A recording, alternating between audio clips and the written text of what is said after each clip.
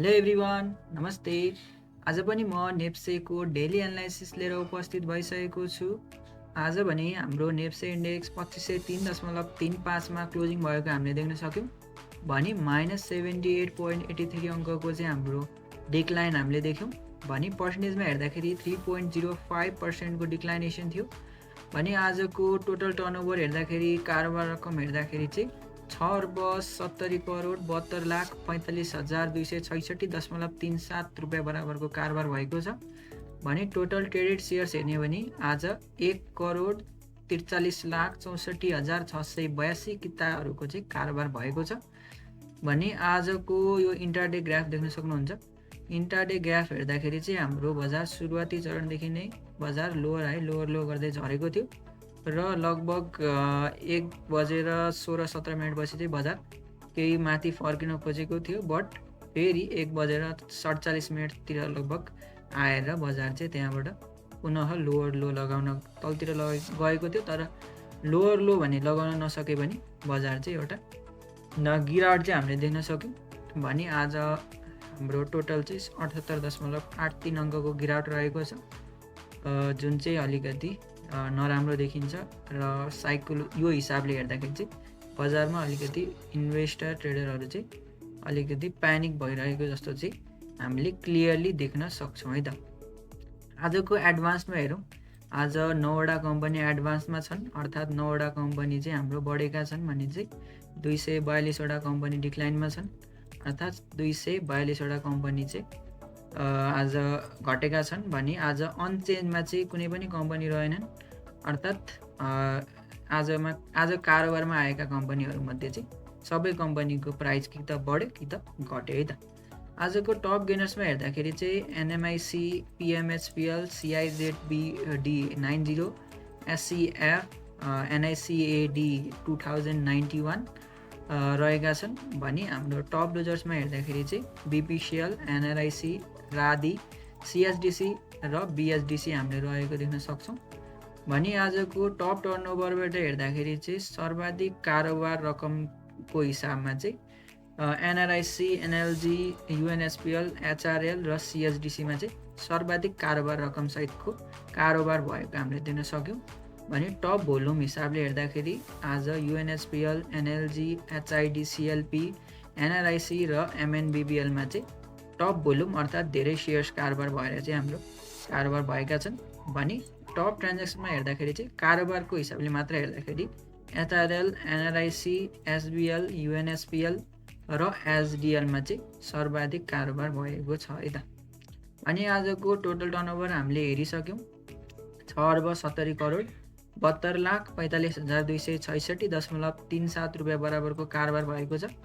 भने आजको total traded shares हेर्दाखेरि चाहिँ टोटल हाम्रो आज 1,43,64,682 किताहरूको चाहिँ कारोबार भएको छ।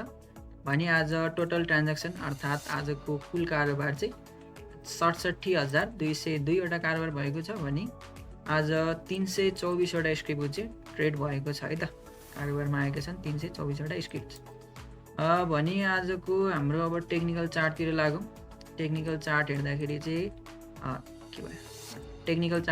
चाहिँ हाम्रो बजारमा एउटा रेड क्यान्डल, रेड बियरिस मारुबुजो बनेको छ। भने बियरिस मारुबुजोमा चाहिँ यो हाम्रो क्यान्डल भोल्युमले पनि अलिकति साथ दिएको जस्तो छ, अर्थात् प्राइस घटिरहेछ र भोल्युम बढिरहेको छ।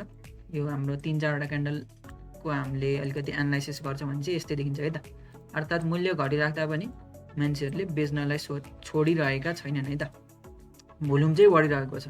भनेको हाम्रो सिम्पल यदि प्राइस र भोल्युम मात्र कम्बाइन गर्ने भने चाहिँ यो स्ट्रङ छ है त, यो घटाइमा अलिकति दम छ भन्न खोजेको। यसको हुनसक्ने चाहिँ के हुनसक्छ यसले भन्दाखेरि चाहिँ मेबी अबका दिनहरूमा प्राइसमा अझै फल हामीले देख्न सकौँला कि भन्ने कुरा चाहिँ सिम्पल ओन्ली प्राइस र क्यान्डल हेर्दाखेरि चाहिँ त्यो देखिन्छ है त। सरी, प्राइस र क्यान्डल भने चाहिँ प्राइस र भोल्युम हेर्दाखेरि चाहिँ सिम्पल त्यही देखिन्छ।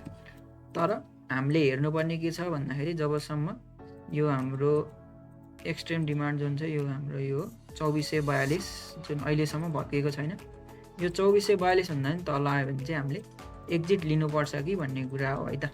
योभन्दा तल आयो भने चाहिँ हाम्रो टेक्निकली चाहिँ हाम्रो यो जुन यो मिड टर्मको हाम्रो साइडवेज थियो, यो साइडवेज पनि हाम्रो जुन ब्रेक हुन्छ यो 3000देखिको 2442को इलाका, यो 3000 कति थियो 3048देखिको 2442को यो साइडवेज पनि हाम्रो ब्रेक हुने भएकोले चाहिँ योभन्दा तल गयो भने चाहिँ हामी फेरि तलतिर हामी हेर्छौँ है त, कतातिरबाट फर्किन्छ भन्ने कुरा हामीले हेर्नेछौँ। भने यो अहिले तलतिर लगाउनुभन्दा पनि सिम्पल अहिले यो छ 2442 हेरौँ, भोलिका दिन 2442भन्दा तल आउँछ भने एक्जिट गरौँ, सिम्पल है त। यो चाहिँ फेरि मेरो आफ्नो एनालाइसिस एजुकेसनल पर्पसमा भने आफ्नो हजुरहरूको रणनीति के छ त्यो अनुसार फेरि फलो गर्नु होला र यही भिडियोलाई चाहिँ बेस मानेर कुनै पनि बाइङ सेलिङ डिसिजन चाहिँ नलिनु होला। ओन्ली एजुकेसनल पर्पजमा चाहिँ यो टेक्निकल एनालाइसिसले के बोलिरहेको छ त्यो चाहिँ मैले हजुरहरूलाई आफूले जानेको हिसाबमा एक्सप्लेन मात्र गरिरहेको छु है त। भने अहिलेको ट्रेन्ड लाइन तान्नुहुन्छ भने अस्तिको यो जुन यो हाईबाट यसरी ट्याक्कै लिने भने 3टा छुँदाखेरि ठ्याक्कै यो छ, यो हाम्रो भत्केको छैन। ट्रेन्ड लाइनबाट समेत हाम्रो बजार चाहिँ अब साइडवेज हुने जस्तो केही पनि देखाएको छैन है त अहिले। यो ट्रेन्ड लाइन यदि भत्किन्छ भने चाहिँ हाम्रो त्यसपछि अनि साइडवेज रहेर अनि बजार यसरी साइडवेज रहेर अनि दिन माथि जान सक्ला भन्ने अहिले चाहिँ हाम्रो ट्रेन्ड लाइन हिसाबले यसरी डाउन ट्रेन्डको यो ट्रेन्ड लाइन भयो, यो भत्केपछि अनि दिन हाम्रो साइडवेज रहेर अनि अप ट्रेन्ड यसरी जान सक्छ है त। अहिलेलाई चाहिँ हामीले यसरी जान सक्छ भन्दा नि अहिले के भइरहेछ भन्दाखेरि चाहिँ क्यान्डलहरू नराम्रो बनिरहेछ, रेड क्यान्डलमा भोल्युम पनि बढिरहेछ, अर्थात् प्यानिक छ है त सिचुएसन चाहिँ। बट टेक्निकल्ली चाहिँ अहिले आत्ति हाल्नुपर्ने छैन, यो 2442 नभत्कनु जेल चाहिँ है त। प्राइस एक्सनमा यही भने अब लागौँ इन्डिकेटरतर्फ। बोलिङ्गर ब्यान्डले हाम्रो के भन्छ त, बोलिङ्गर ब्यान्डको हामी लोवर ब्यान्डमा छौँ, लोवर ब्यान्डबाट केही सानोतिनो पुलब्याक आएर यो मिडल लाइनमा फेरि हाम्रो यो तलतिर आउँदाखेरि रिटेस्ट हुनसक्छ होइन, यसरी प्राइस अलिकति तलतिर आएर यसरी रिटेस्ट हुँदै तलतिर जान नि सक्ला, या फिर यसलाई भोलिका दिन यसरी भत्काएर साइडवेज रहँदै माथि जान सक्ला, त्यो त हेर्ने बाँकी छ। भने अहिलेलाई बोलिङ्गर सिम्पल हेर्दाखेरि लोवर ब्यान्ड नजिक छौँ, हामीले ब्याक टेस्ट गर्ने भने चाहिँ लोवर ब्यान्डबाट प्रायः फर्किरहेको हुन्छ है त। त्यसको मतलब यो होइन कि यहाँबाट फर्किन्छ भन्ने होइन है त। योभन्दा यो यदि लोवर ब्यान्ड पनि भत्किन्छ भने त अझ सिम्पल हेर्ने भने यदि यहाँनिर कुनै पनि सपोर्ट थिएन भने चाहिँ यो 2442को सपोर्ट थिएन भने चाहिँ यदि लोवर ब्यान्ड पनि भत्किन्छ भने चाहिँ एकदम नेगेटिभ हुन्थ्यो है त बोलिङ्गरबाट मात्र हेर्दाखेरि। अनि इचिमोको हेरौँ, इचिमोको क्लाउडबाट हाम्रो यो जुन निलो लाइन छ, यो निलोलाई हामी कन्भर्जन भन्छौँ, यो कन्भर्जन लाइन भन्दा नि हामी तलतिर छौँ, अर्थात् बाइङको लागि सर्ट टर्म पनि इन्डिकेसन छैन है त। EMA 9 लगाउँ, EMA 9 पनि हाम्रो 2600मा रहेको छ, 2600 नभत्किन्जेलसम्म बाइङै दिँदैन यसले, खासै मतलब भएन। अहिले त अब 2500मा छ, 100 अङ्क तल छ हामी EMA भन्दा। भने अब SAR हेरौँ, यो प्याराबोलिक SAR भन्छ यसलाई। प्याराबोलिक SARले चाहिँ आज सेल दिएको छ, यो यसरी ट्याक्क माथि गएको छ, अर्थात् सेल भएको छ है त।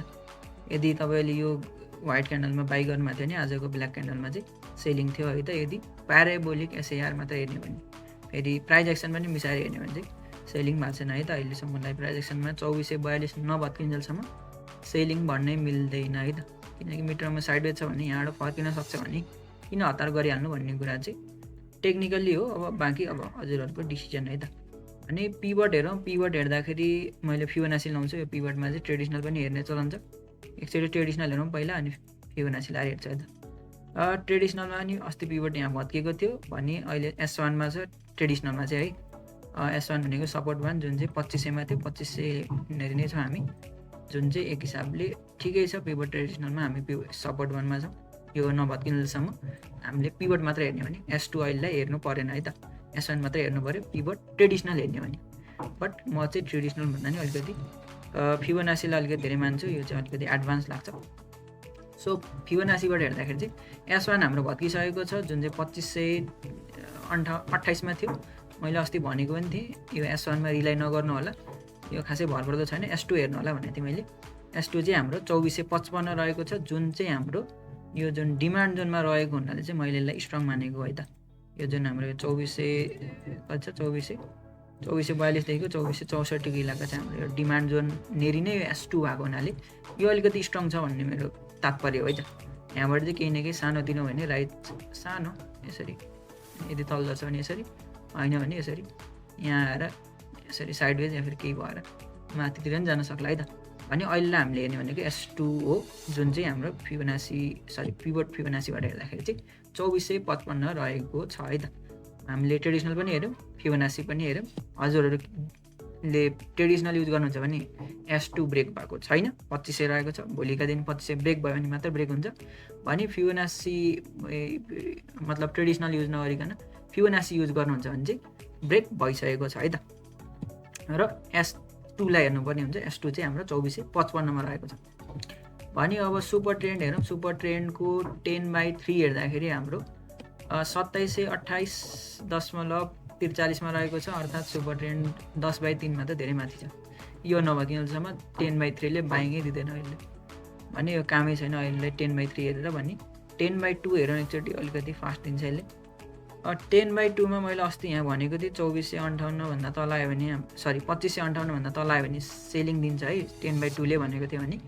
आज चाहिँ सेलिङ दिएको छ। यहाँ हामीले एरो पनि देख्न सक्छौँ, एउटा डाउन एरो। यो एरोले हामीलाई सेलिङ दिएको छ है त।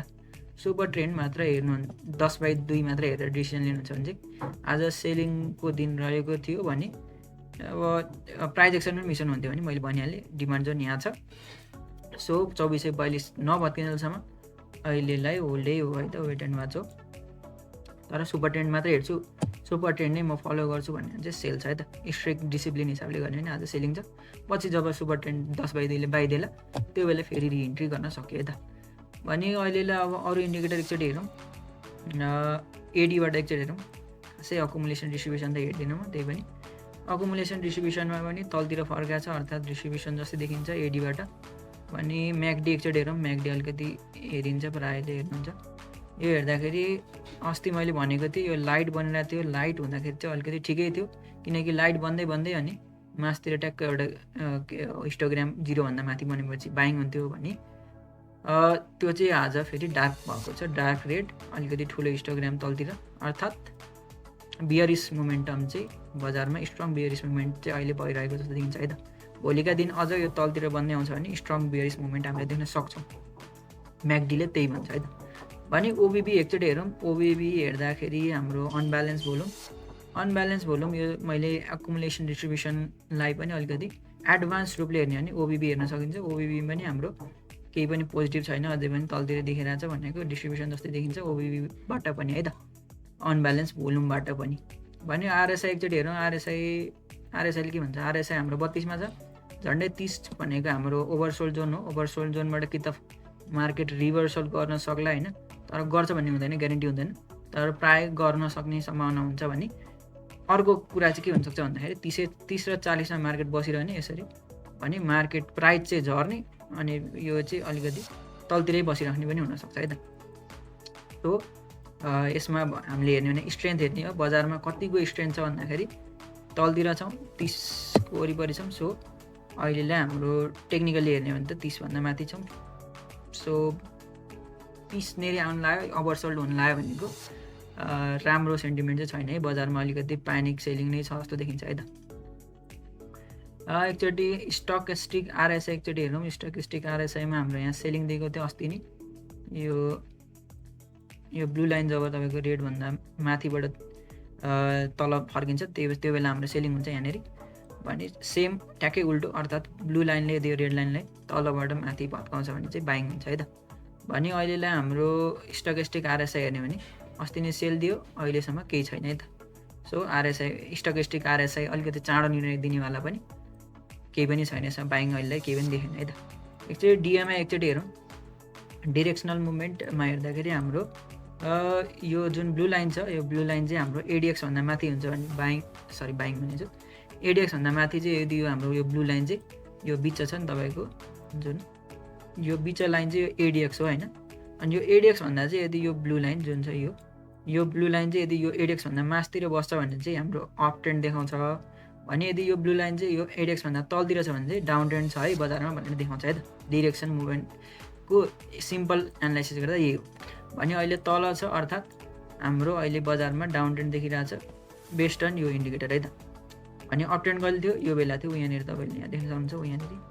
यहाँनिर तपाईँको यो निलो लाइन जब मासतिर थियो हाम्रो अप ट्रेन्ड थियो है त बजार, अनि अहिले डाउन ट्रेन्ड छ। भने एडिएक्स हेर्दाखेरि यो जुन बिचको छ एडिएक्स, हामीले एडिएक्स पनि यीबाट हेर्न सक्यौँ। एडिएक्स चाहिँ हाम्रो यतातिर हेर्नुहुन्छ भने 28 मा छ, 28.5432 मा छ भनेको, अर्थात् हाम्रो डेली यो क्यान्डल जुनहरू बनेको छ यो क्यान्डलमा चाहिँ एभरेजमा भोलाटिलिटी चाहिँ हाम्रो झन्डै 28 अङ्कको चाहिँ हाम्रो गिरावट भनौँ या फेरि प्राइस घटिराख्दाखेरि गिरावट भन्नु पऱ्यो। 28 अङ्क चाहिँ एभरेजमा गिरावट भइरहेछ भन्ने कुरा भयो त, तलमाथि भइरहेछ भोलाटिलिटी चाहिँ 28 अङ्कको छ भन्नु है त।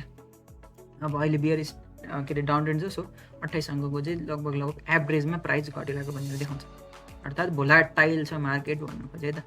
सिम्पल एडिएक्सबाट हेर्दाखेरि हाई भोलाटिलिटी छ प्लस प्राइस तल झरिरहेछ रेड क्यान्डल मा युज भोल्युम, अर्थात् आगामी दिनमा अझ भोलाटाइल हुनसक्छ है त बजार। यो 28 छ, अझै 23 भन्दा माथि रहेछ एडिएक्स, भोलाटिलिटी त हाई छ फेरि बजारमा। अब हामीले अहिले मैले भनिहालेँ, अब यो इन्डिकेटरबाट नि हामीले हेऱ्यौँ। सिम्पल आजको एनालाइसिसको सिम्पल निचोड हेर्दाखेरि चाहिँ हामीले निचोड भन्नुपर्दाखेरि चाहिँ प्राइस घटिरहेछ यसरी, र भोल्युम पनि बढिरहेछ, अर्थात् अलिकति केही न केही रूपमा चाहिँ हामी अलिकति डेन्जर ठाउँमा छौँ भन्न चाहिँ सकिन्छ है। फेरि मैले यो डेन्जर छ भन्नेमा बेचिहाल्ने चाहिँ होइन, हामीले 2442 एकचोटि निहाल्नुपर्छ है त। तर ओन्ली क्यान्डल एन्ड यो प्राइस मात्रै हेर्ने, सरी क्यान्डल र भोल्युम मात्रै हेर्ने भने चाहिँ मान्छेहरू चाहिँ सस्तोमा पनि बेच्न तयार भइरहेछन् है त। अब हामी चाहिँ प्यानिक हुने होइन, अहिलेलाई हामीले हेर्ने भनेको 2442 भन्दा तल जान्छ भने एक्जिट गर्ने, यदि डिसिप्लिन हिसाबले ट्रेडिङ गर्ने भने, नभए अब आफ्नो स्ट्राटेजी है त। अब तलतिर आउँदाखेरि होल्ड गर्छु या फिर बाई गर्छु, त्यो त छुट्टै कुरा भयो त। भने आजको एनालाइसिस, डेली एनालाइसिस चाहिँ म यहीँनेरि सघाउँछु। हजुरलाई मेरो भिडियो कस्तो लाग्यो कमेन्टमा कमेन्ट गर्नु होला। भने आगामी दिनमा के होला कसो होला, त्यसपछि हामी नेप्सेलाई चाहिँ हामी आगामी दिनमा कस्तो हुनसक्छ त्यही हिसाबको हाम्रो एनालाइसिस रहनेछ। भने अहिलेलाई जे भइरहेछ त्यो हिसाबले मात्र मैले एनालाइसिस गरेको हुनाले यसमा चाहिँ मैले बजारलाई कुनै पनि आधारले चाहिँ यहाँ तल जान्छ भन्न खोजेको होइन है त। सिम्पल प्राइस टेक्निकल मात्र भनेको है त। टेक्निकलले देखाउने भनेको के भयो त्यही मात्र देखाउने हो, र के भएको छ त्यही आधारमा चाहिँ अगाडि के हुन सक्ला भन्ने कुरा चाहिँ अधिकांश देखाउने टेक्निकलले यही देखाउने हो। टेक्निकलको काम भनेकै हाम्रो ओल्ड डाटाहरू लिने हो, डेटा के भयो त्यही डेटालाई लिएर चाहिँ आगामी दिनमा के हुन सक्ला, सम्भावना कतातिर होला भन्ने कुरा चाहिँ हेर्ने हो। र सम्भावना हेर्दाखेरि चाहिँ अलिकति शङ्कास्पद छ भन्न मात्र खोजेको है त। भने यो अब आजको भिडियोबाट म बिदा लिन चाहन्छु। अब आजको भिडियो हजुरहरूलाई कतिको हेल्पफुल भयो त्यो त अब आगामी दिनमा के कस्तो रणनीति हजुरहरू अपनाउनु हुनेछ त्यो हिसाबमा नि फरक पर्ला होइन। मैले यहाँनिर भन्नु त इन्डिकेटर लगाएर प्राइस एक्सनले धेरै कुरा भनिदिन्छु होइन, त्यही पनि अब हजुरहरूको डिसिजन कस्तो छ, स्ट्राटेजी कस्तो छ त्यसमा नि फरक पर्न सक्ला। फेरि अब इन्डिकेटर्स युज गर्ने स्टाइल पनि फरक हुनसक्छ। सो अब केही इरोर पनि हुनसक्छ। अब मेरो एनालाइसिस पनि 100% एक्युरेट छ भनेर म भन्दिनँ। त्यसैले यो भिडियोबाट चाहिँ अब आजलाई चाहिँ हामी यति नै गरौँ। अब हजुरहरू चाहिँ ट्रेडिङ चाहिँ हजुरहरूको शुभ रहोस् भन्दै यो भिडियोबाट बिदा हुन चाहन्छु। हस् त, सबैजनालाई मेरो भिडियो हेर्नु भएकोमा धन्यवाद र नमस्ते है त।